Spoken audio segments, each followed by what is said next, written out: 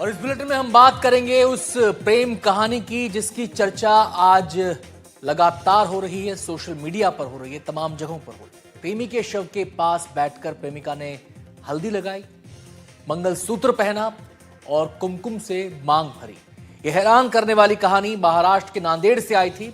जिस लड़के से वो शादी करना चाहती थी उसकी हत्या कर दी जाती है। यह हत्या लड़की के पिता और भाई करते हैं। हत्या के बाद लड़की आंचल मृतक प्रेमी के घर गई और अंतिम संस्कार से पहले अपने माथे पर सिंदूर लगाया।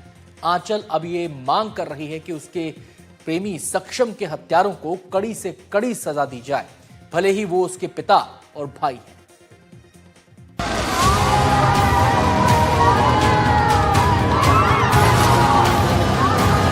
आज हमारे प्यार की जीत हुई। आंचल जिससे शादी करना चाहती थी, जिसके साथ अपनी जिंदगी बिताना चाहती थी, उस सक्षम की बेरहमी से हत्या कर दी। आंचल का प्यार छीनने वाले कोई और नहीं बल्कि उसके भाई और पिता थे, जिन्होंने पहले सक्षम को गोली मारी और फिर सिर पर पत्थर मारकर उसकी जान ले ली। आंचल ने भी कसम खाई कि वो सक्षम का साथ नहीं छोड़ेगी। भले ही सक्षम अब नहीं है, लेकिन आंचल ने उसके शव के सामने माथे पर सिंदूर लगाया और जीवन भर उसकी पत्नी बनकर जीने की कसम खाई। हम दोनों ने मिलकर बहुत सारे सपने देखे थे। 3 साल से अगर हम साथ हो सकते हैं तो फैसला लेने के लिए सोचना जरूरी नहीं है। आंचल का कहना है कि वो चाहती है कि सक्षम के हत्यारों को कड़ी से कड़ी सजा मिले। एनडीटीवी से बातचीत में आंचल ने कहा कि भले ही वो उसके घर वाले हैं, लेकिन उन्हें सजा मिलना चाहिए। और उनका बोलना था कि मतलब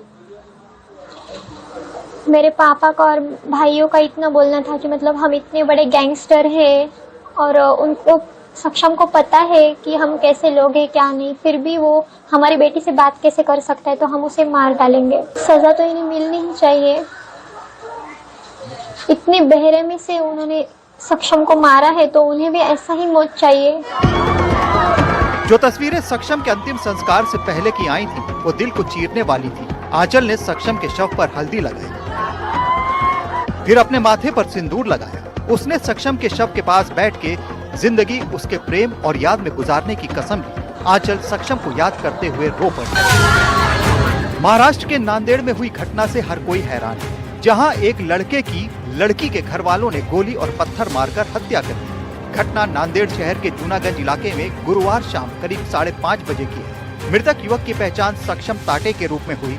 बताया जा रहा है कि सक्षम का इस लड़की से बीते 3 साल से प्रेम प्रसंग चल रहा था। दोनों शादी करना चाहते थे, लेकिन जब लड़की के घर वालों को इसका पता चला तो वो इसके खिलाफ हो गए। आरोप है कि लड़की के पिता गजानन मामिलवार ने अपने दोनों बेटों साहिल और हिमेश और एक दोस्त के साथ मिलकर बेटी के प्रेमी सक्षम पर हमला कर दिया। पहले उस पर गोली चलाई, फिर उसके सिर पर बड़ा सा पत्थर मारकर उसकी हत्या कर दी। बताया जा रहा है कि मृतक लड़की के भाइयों का दोस्त था, वो घर आता जाता था। ये कहा जा रहा है कि दोनों परिवार अलग अलग जाति के होने के चलते भी लड़की के घर वाले इससे नाराज थे। परिवार का विरोध बढ़ता गया और बात हत्या तक पहुंच गई। मेरे घर वाले हमारे रिश्ते के खिलाफ थे। मतलब उन्होंने मुझे कहा था कि वो जय भीम वाला है, उसके साथ मेरी शादी नहीं हो सकती। फिर एक दिन ऐसा है, मतलब मेरे घर वालों ने, मेरे पापा ने खुद सक्षम से बात की कि अगर तुझे मेरी बेटी से शादी करनी है तो तुझे हमारे धर्म में आना होगा, हिंदू धर्म में। और वो मेरे लिए सब कुछ करने के लिए तैयार हुआ था। जब मेरे पापा ने हमारी शादी के लिए हाँ बोला था, अब मैं यही रहूंगी सक्षम के मम्मी पापा के साथ, उनका बेटा बनकर। शुक्रवार सुबह सक्षम का अंतिम संस्कार होने वाला था, लेकिन इससे पहले प्रेमिका ने एक ऐसा फैसला लिया जो देखने वालों की आंखें नम कर गया। शव के पास बैठकर उसने हल्दी का लेप लगाया, मंगलसूत्र पहना और कुमकुम से अपने माथे पर सिंदूर चढ़ाया। आंचल ने कहा कि सक्षम अब मेरा पति है और ये फैसला लिया कि वो उसके ही घर में रहेगी। आंचल ने कहा कि हमारे प्यार की जीत हुई है। मारने वाले जीत कर भी हार गए और हारने वाला मरकर भी जीत गया है। आज हमारे प्यार की जीत हुई है।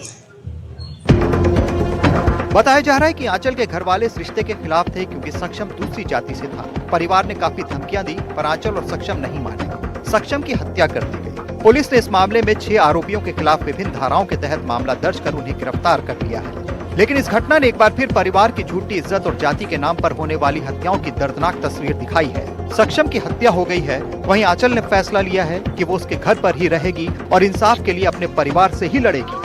सुजाता के साथ नांदेड़ से ब्यूरो रिपोर्ट, NDTV इंडिया।